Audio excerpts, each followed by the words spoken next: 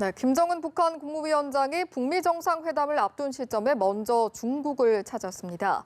이번 방중이 한반도 정세에 어떤 영향을 미칠지 주목되는데요. 박원곤 한동대 국제지역학 교수 전화 연결해서 관련 내용 자세히 짚어보도록 하겠습니다. 교수님 나와 계십니까? 예, 안녕하세요. 예, 안녕하세요.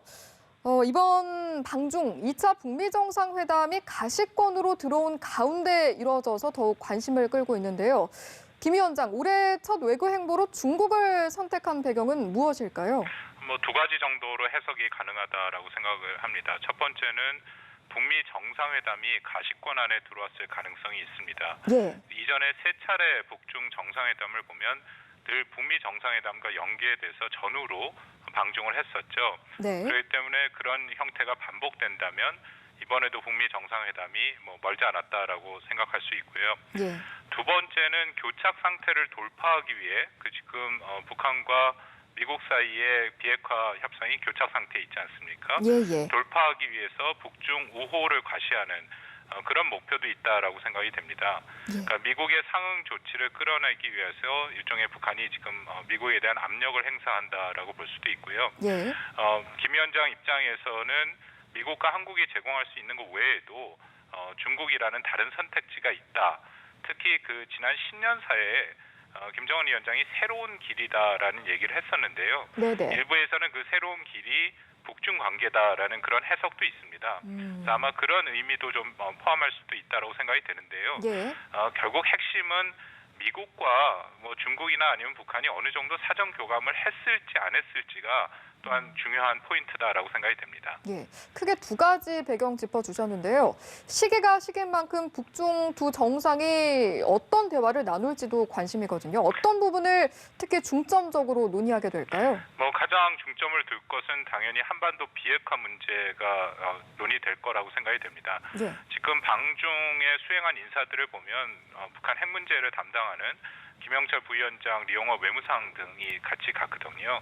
그래서 북한의 그 기존의 입장을 설명하고 중국의 지지와 지원을 요청할 것이다라고 생각이 됩니다. 예. 특히 이제 북미 협상이 있다고 이제 2차 북미 정상회담이 있다면 중국이 얼마만큼 북한을 지원할 수 있을지 그 여부도 확인을 할 것이다라고 생각이 되는데요. 예. 다만 이번 그 방중은 이전에 세 번 그 방중이랑은 조금 성격이 다르다라는 생각도 있습니다. 예. 왜냐하면 이전의 방중 때는 당연히 중국이 북한을 좀 더 지원하고 지지하는 그런 입장에서 얘기를 했는데 지금 현재 미중 관계가 매우 어렵지 않습니까? 특히 예. 중국의 입장에서는.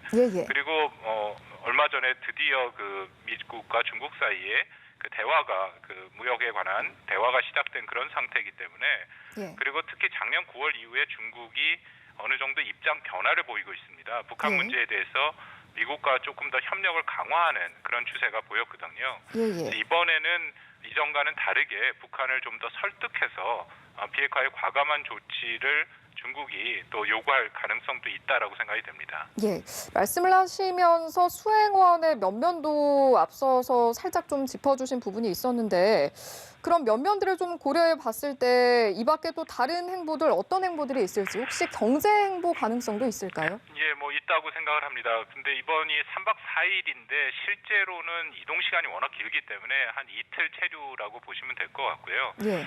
둘째 날은 시진핑 주석과 정상회담이랑 만찬 공연이 있고 아마 셋째 날 어딘가를 방문할 가능성이 있는데 예. 저는 경제행보 가능성이 있다라고 생각이 됩니다. 이번에 그 수행한 인원 중에 보면 그 박태성 당 중앙위 부위원장이 같이 갔거든요. 예. 이 사람은 그 김정은 위원장이 과학 및 교육 관련 시설을 시찰할 때마다 반드시 수행하는 인물입니다. 특히 예. 북한이 신년사에도 밝혔습니다만 과학 강국을 얘기를 하고 있기 때문에 이번에는 또 중국의 그런 발전된 과학 기술에 대한 어떤 시찰 여부도 저는 충분히 가능하다라고 생각이 됩니다. 예.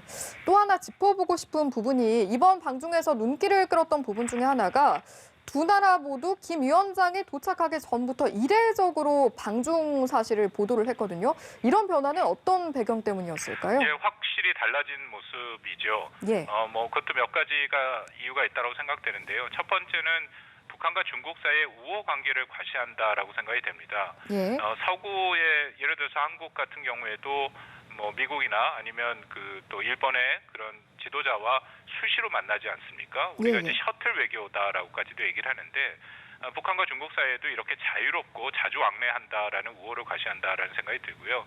두 번째는 북한이 보통 또 정상 국가화가 되는 그런 대외 이미지를 보여준다라고도 생각이 됩니다. 말씀하신 것처럼 굉장히 이례적으로 그 8일 오전에 김정은 국무위원장 방중 소식을 북한 매체에서 얘기를 했거든요. 이것은 뭐 이전 3번 그 방중이랑은 매우 다른 형태이기 때문에 일종의 비밀주의에서 벗어나고자 하는 노력이 지금 보인다라고 판단이 됩니다. 예.